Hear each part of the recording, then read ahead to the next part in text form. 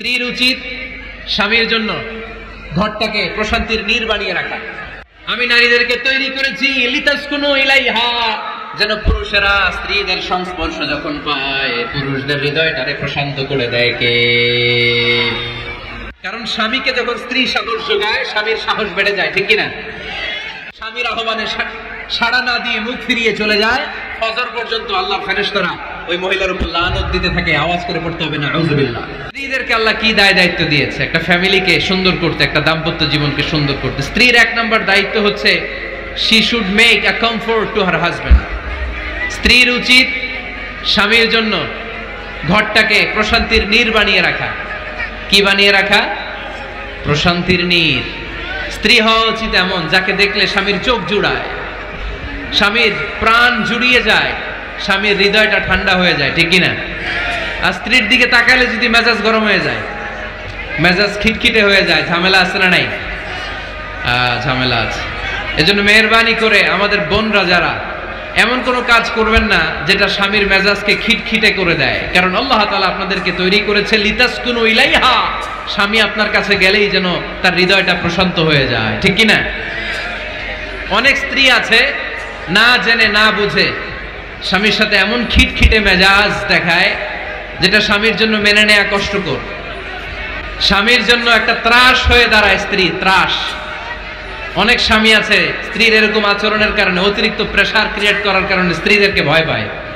এজন্য বোনদেরকে বলবো লিতাসকুনু ইলাইহা, এমন ভাবে আপনি আপনার স্বামীর সামনে নিজেকে প্রেজেন্ট করেন যাকে আপনাকে দেখলে আপনার স্বামীর চোখ জুড়িয়ে যায়, হৃদয়টা প্রশান্ত হয়ে যায়, আপনাকে দেখলেই আপনাকে ভালোবাসতে মনে চায়, ঠিক কিনা?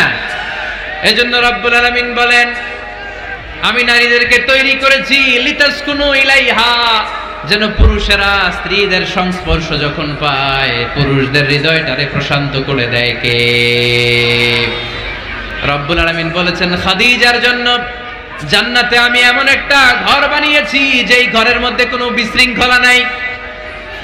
খাদিজার জন্য জান্নাতে এমন একটা প্রাসাদ আমি বানিয়েছি যেই প্রাসাদের মধ্যে কোনো আওয়াজ নাই, কোনো কোলাহল নাই, কোনো বিশৃঙ্খলা নাই। কারণ খাদিজা আমার নবীকে এমন একটা ঘর উপহার দিয়েছে যেই ঘরের মধ্যে কোনো বিশৃঙ্খলা ছিল না, আওয়াজও ছিল না। পড়েন সুবহানাল্লাহ। আল্লাহ রাসূল যখন সারাদিন কাফেরদের মাঝে কোরআনের দাওয়াত দিতেন, কোলাহল মারামারি জীবনের ঝুঁকি নিয়ে মক্কার কুরাইশদের মাঝে যখন দাওয়াত দিতেন, সব বিশৃঙ্খলা ঝামেলা গোলমাল শেষ করে রাতের বেলায় যখন খাদিজার ঘরে বিশ্বনবী ঢুকতেন, বিশ্বনবীর হৃদয়টারে প্রশান্ত করে দিত কে? আম্মাজান খাদিজা বিশ্বনবী সাল্লাল্লাহু আলাইহি ওয়াসাল্লামের জন্য এমন ঘর উপহার দিয়েছেন যেই ঘরে বিশ্বনবী আসলে বিশ্বনবীর হৃদয়টা ঠান্ডা হয়ে যেত। সুবহানাল্লাহ পড়ে। অনেক স্ত্রী আছে স্বামী ঘরে ঢুকলেই ঘরে আটা নাই, রুটি নাই, চাল নাই, ডাল নাই, এটা লাগবে ওইটা লাগবে, ওখানে যেতে হবে, একটার পর একটা ফিরিস্তি বলে বেড়ায়, আছে না নাই? না, এটা করবেন না। আপনার কি লাগবে এই সব দায়িত্ব আল্লাহ তাআলা স্বামীকে দিয়েছে, স্বামীকে জানাবেন, তবে ধীরে সুস্থে ধীরে সুস্থে স্বামীর জন্য ঘরটাকে এমন করে রাখতে হবে যেন ঘরে ঢুকলেই স্বামীর হৃদয়টারে প্রশান্ত করে দেয় কে? এজন্য স্ত্রীর প্রথম দায়িত্ব ঘরটারে প্রশান্তির নীড় বানানো। একটা সুখী দাম্পত্য জীবনের জন্য স্ত্রীর 2 নম্বর দায়িত্ব হচ্ছে স্বামীকে ইন্সপায়ার করা, স্বামীকে সাহস জোগানো, পিছন থেকে ড্রাইভিং পুশের মতো কাজ করা। কারণ স্বামীকে যখন স্ত্রী সাহস যোগায় স্বামীর সাহস বেড়ে যায়, ঠিক কিনা?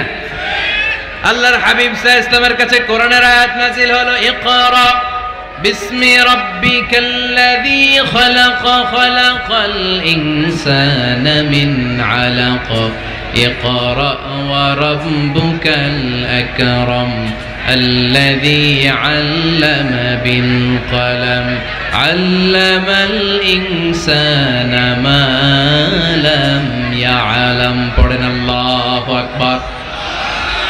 সূরাতুল আলাকের 5 আয়াত হেরা গুহায় যখন নাজিল হয়ে গেল, বিশ্বনবী সাইয়েদনা জিবরাইলকে নিজ আকৃতিতে দেখলেন, পা থেকে মাথা পর্যন্ত দেখে বিশ্বনবী ভয় পেয়ে গেলেন। বিশ্বনবী সাল্লাল্লাহু আলাইহি ওয়াসাল্লামের হৃদয় কাঁপতে আরম্ভ করলো। কোরআনের 5 আয়াত নিয়ে হেরা গুহা থেকে বিশ্বনবী আম্মাজান খাদিজাতুল কুবরা রাদিয়াল্লাহু তাআলা আনহার কাছে চলে আসলেন।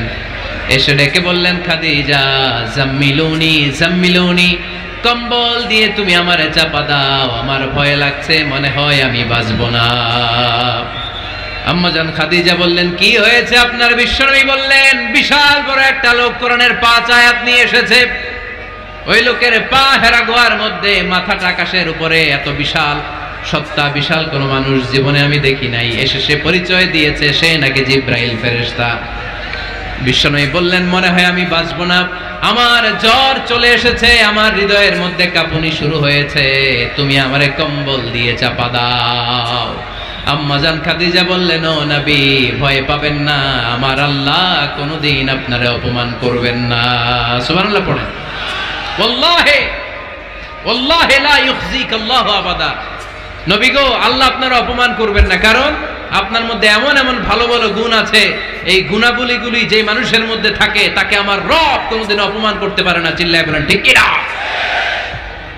নবী হে, ইন্নাকা লা তাসিলুর রাহিমা, আপনি আত্মীয়তার সম্পর্ক বজায় রাখেন। ও নবী, তাসদুকুল হাদিসা, সব সময় আপনি সত্য কথা বলেন। ওয়া তাহমিলুল কাল্লা, আপনি মানুষের বোঝা টেনে দেন। ওয়া তাকসিবুল মা'দুমা, যার উপার্জন করার কেউ নাই, নিজে গায়ে খেটে আপনি তারে উপার্জন করে দেন। ওয়া তুঈনু আলা নাওয়াইবিল হক, সত্য যেখানে বিপন্ন সেখানে আপনি সাহসী সৈনিকের মতো দাঁড়িয়ে যান। সুবহানাল্লাহ। নবী, আপনি ভয় পাবেন না, কারণ আপনি এমন অসাধারণ ব্যক্তিত্ব, এমন জনকল্যাণমূলক কাজের আঞ্জাম আপনি দেন, এরকম লোককে আল্লাহ কখনো অপমান করতে পারে? আপনি চালিয়ে যান, আপনাকে থামানোর মতো অপশক্তি গোটা বিশ্বে দ্বিতীয়টা নাই। চিল্লায় বলেন ঠিক কিনা? বিশ্বনবীকে সাহস জুগিয়েছেন, এরকম সাহস জোগানোর মতো স্ত্রী আমাদের দরকার আছে না নাই? বিশ্বনবী সারাদিন বাইরে যখন কাফের মুশরিকদের অত্যাচার অনাচার সহ্য করে ঘরে আসতেন, আম্মাজান আয়েশা এমন সাহসিকতার বাণী শোনাতেন, এমন মোটিভেশন শোনাতেন, এমন ইন্সপায়ারেশন দিতেন, বিশ্বনবী সারাদিনের সব দুঃখ কষ্ট ভুলে গিয়ে এর পরের দিনের দাওয়াতি কাজের জন্য নতুন করে এনার্জি ফিরে পেতেন। চিল্লায় পড়েন আল্লাহু আকবার। এজন্য স্ত্রীর 2 নাম্বার কাজ হচ্ছে স্বামীকে সাহস যোগানো। 2 নাম্বার কাজ কি? স্বামীকে সাহস যোগানো, স্বামীকে সাপোর্ট দেয়া। স্ত্রীর 3 নাম্বার কাজ হচ্ছে স্বামীর ডাকে সাড়া দেয়া। কি দেয়া? স্বামী যদি স্ত্রীর সঙ্গ পেতে চায়, স্ত্রীর ওই ডাকে সাড়া দিতে হবে। রাতের বেলা স্বামী যদি স্ত্রীর সঙ্গ চায়, আর স্ত্রী যদি সঙ্গ না দিয়ে চলে যায়, ফজর পর্যন্ত স্ত্রীর উপর আল্লাহর ফেরেশতারা লানত দিতে থাকে। চিল্লায় পড়েন নাউযু বিল্লাহ। তবে হ্যাঁ, ভ্যালিড যদি কোনো কজ থাকে, ভ্যালিড কজ, অসুস্থতা, অন্যান্য কমপ্লেক্সিটি যদি থাকে সেটা ভিন্ন ব্যাপার। কিন্তু ইগোর কারণে, ইগো, মেজাজ দেখিয়ে, রাগ দেখিয়ে কোনো বোন যদি স্বামীর আহ্বানে সাড়া না দিয়ে মুখ ফিরিয়ে চলে যায়, ফজর পর্যন্ত আল্লাহর ফেরেশতারা ওই মহিলার উপর লানত দিতে থাকে। আওয়াজ করে পড়তে হবে নাউযু বিল্লাহ।